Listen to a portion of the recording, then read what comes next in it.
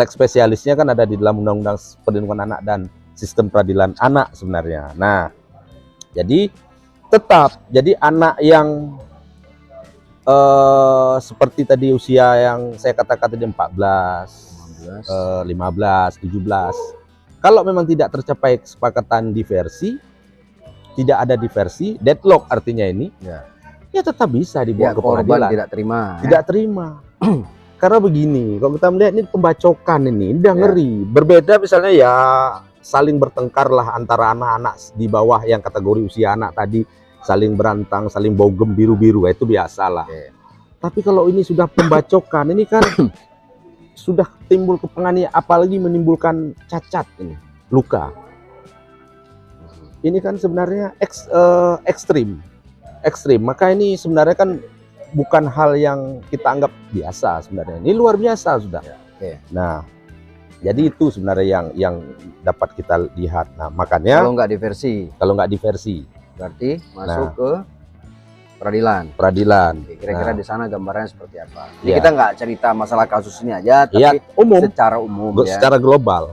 Kayak kebetulan ini kan kasus itu baru terjadi. Ini untuk edukasi supaya juga orang paham dan anak-anak ini dan orang tuanya betul-betul menjaga bahwa ada aturan hukum di negara kita ini yang harus dipatuhi. Nanti ada konsekuensi hukumnya. Benar sekali Bung Zulfikar Syarif. Yang mungkin belum banyak diketahui oleh orang banyak sekarang. Iya. Jadi hari ini kan kalau kita melihat bahwa persepsi masyarakat, ini kan seorang anak yang melakukan. Cuman harus kita kembalikan lagi. Kalau memang seorang anak, loh kok sebegini sadis. Nah, kok sebegitu berani. Artinya apa? Ada yang salah, ada yang harus diperbaiki. Ya salah satu diperbaikinya adalah dia harus bertanggung jawab terhadap perbuatannya dalam bentuk ya dia dihukum. Nah, dia dihukum. Kecuali kalau memang anak di bawah 12 tahun ya. Yang anak pelaku pidana artinya di bawah 12 tahun, itu dia akan dikembalikan kepada orang tuanya. Nah, ini kan semuanya 14, 15, 17 tadi. Artinya ya proses hukum tetap dapat dilakukan. Nah, selanjutnya bahwa penahanan anak. Jadi anak itu juga dapat ditahan. Nah, syaratnya itu ada syarat. Anak yang telah berumur 14 tahun atau lebih. Kalau kita melihat kriteria tadi, usia anak tetap bisa ditahan. Nah, yang kedua diduga melakukan tindak pidana ancaman pidana penjara 7 tahun atau lebih. Nah, tetapi penahanan itu kan subjektivitas daripada penyidik. Kalau yang bersangkutan tidak melarikan diri, kooperatif, menghilangkan barang bukti, selanjutnya berpotensi untuk mengulangi tindak pidana, penyidik bisa melihat itu. Jadi itu memang penahanan itu kan ranah daripada, kalau objektivitas tadi kan tidak ancaman pidananya kan 7 tahun. Usianya itu kan subjektif, tapi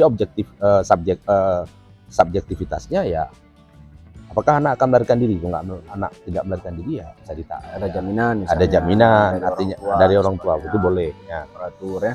Nah, jadi kalau kita melihat di dalam ketentuan undang-undang perlindungan anak ini bahwa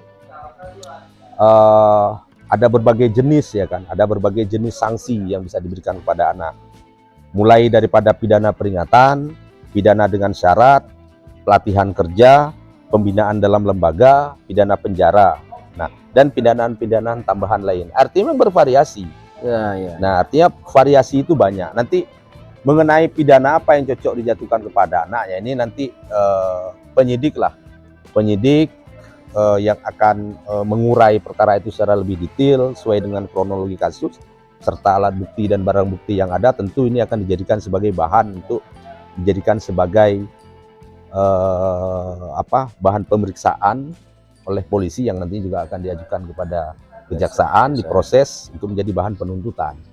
Nah, namun kalau kita berkaca kepada kasus ya, ini kita soroti karena ini kan kebetulan nih Bung Zulfikar Syarif ini kan dekat dengan kita. Dekat. Bahkan ini semalam saya baca nih, saya cari-cari ya kan, saya cari-cari itu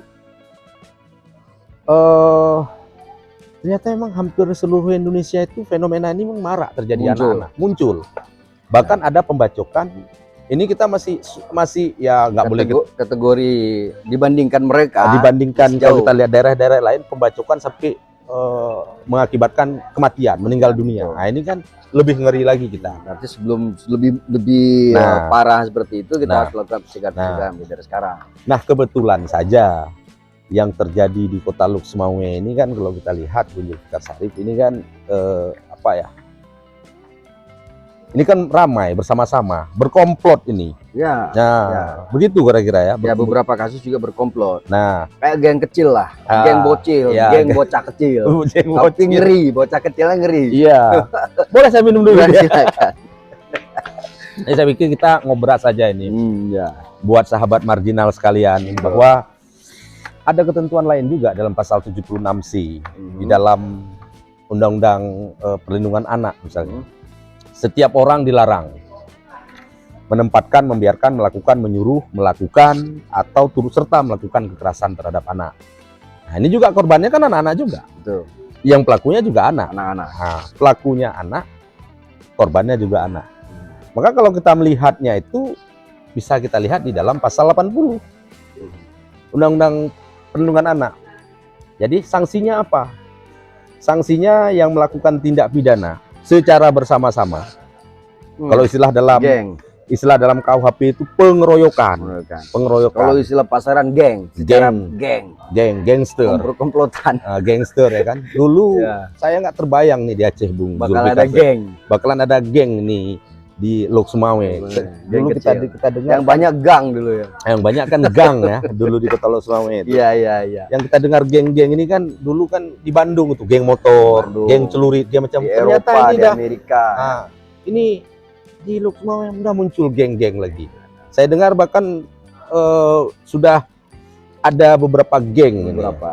Nah, ini mungkin tentu bertentangan dengan semangat syariat, penerapan syariat Islam kita ya. Ya, itu udah. Tapi kita kembali ke sini dulu, Pak. Ya.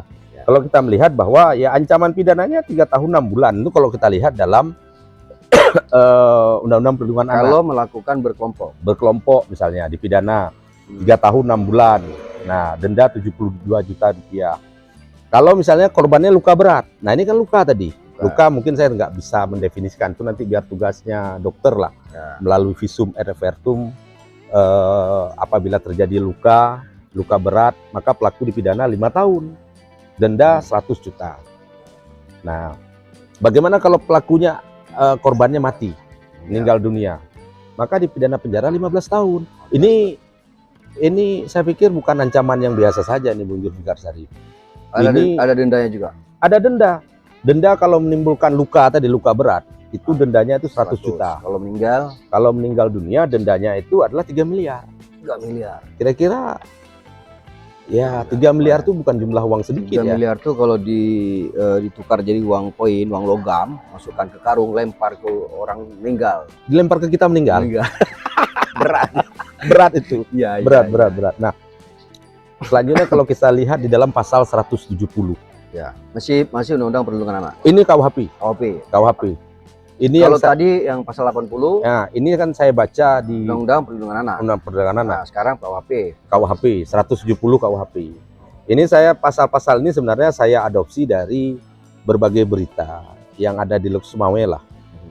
Jadi pasal-pasal apa saja yang kemungkinan akan didakwakan, yang akan berpotensi yang akan dikenakan kepada pelaku. Salah satunya adalah pasal 170 KUHP. Nah, jadi pasal 170 KUHP itu KUHP ayat 1 misalnya.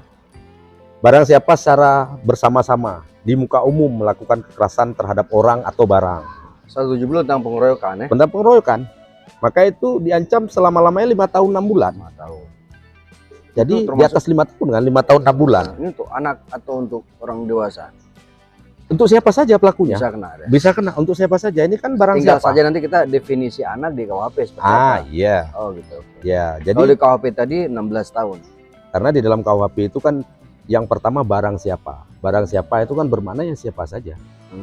Karena kan prinsip negara kita kan equality before the law, siapapun pelakunya. Kalau di KUHP tadi definisi anak itu kan 16 berapa tadi? 16 di bawah 16 tahun. Di bawah 16 tahun. 16 tahun ke atas dianggap sudah dewasa. Siapa masuk? Barang siapa. Oke, lanjut. Nah, tapi juga itu kan barang siapa juga masuk saya pelaku. Artinya kan siapa saja. Cuma nanti kan dilihat lagi di dalam, apalagi hari ini kan ada lex specialis Undang-Undang Perlindungan Anak itu dia Bung Zul. Bagaimana misalnya di penjara 7 tahun kalau dengan sengaja merusak barang atau jika kekerasan itu menyebabkan luka. 7 tahun Bung Zulfikar Zarif. 7 tahun. 7 tahun. Kalau menimbulkan luka, menimbulkan luka 7 tahun. 7 tahun. Ini pasal pengeroyokan. Orang yang dikeroyok itu secara bersama-sama sengaja lagi. Ya. Luka. Apalagi saya lihat kemarin fotonya ini kan kakinya hampir putus tuh. Terbelah kakinya itu, dibacok itu. Untung kaki. Saya nggak kebayang tuh Bung Zul. Seandainya itu leher yang kena. Ya. Udah meninggal pasti. Ini kebetulan kaki. Ya.